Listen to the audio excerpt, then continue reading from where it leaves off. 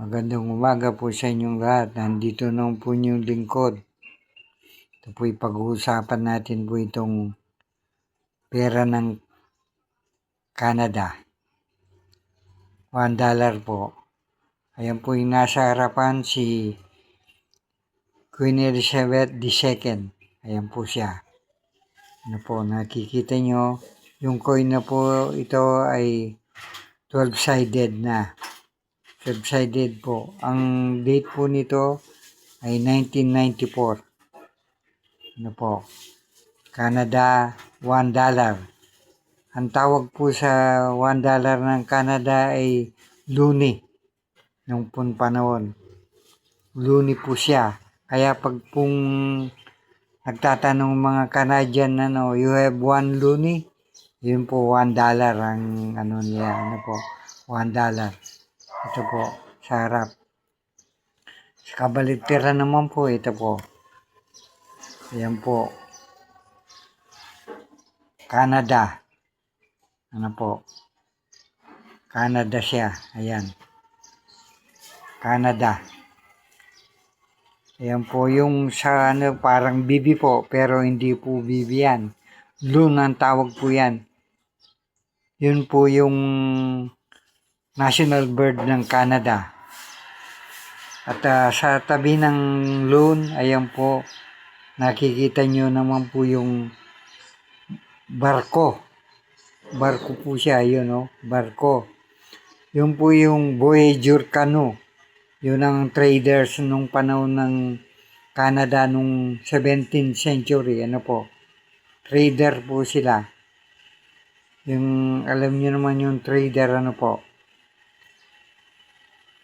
Parang sa ating Pilipinas, yung mga trader na naglalako. Ano po? Ito po yung loonie na ito ay $1 na tawag. Ang petsa nito ay 1994. Ito po yung ginagamit nilang pera noon. As of now, meron pa rin po ng ng ganitong dollar. Pero na po ito, medyo rare na dahil matagal na po ito. Ito po ay sinasabi ko sa inyo. Maraming salamat po sa inyong panonood ng Efren Collection. Inuulit ko po, $1 or one loonie. Ano po? Ayan po siya. Kitang-kita nyo naman. Ayan, yung barko. Ano po? Yun ang barko. Yun ang sinasabi ko sa Voyageur canoe. Yung mga trader noon, ginagamit nila para sa pagano sa mga lawa o sea. Para yun ang ginagamit nila. Ano po? Ito po.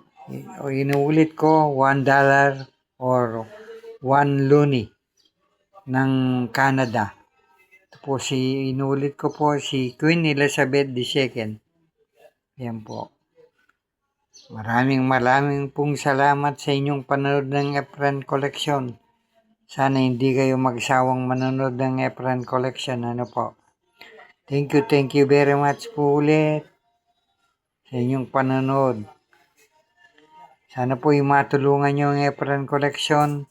Masaya na po ang gumawa ng video nito. Ano po, maraming salamat po. Thank you very much po ulit. $1 or one loonie ng Canada, 1994. Thank you very much po ulit, Efren Collection.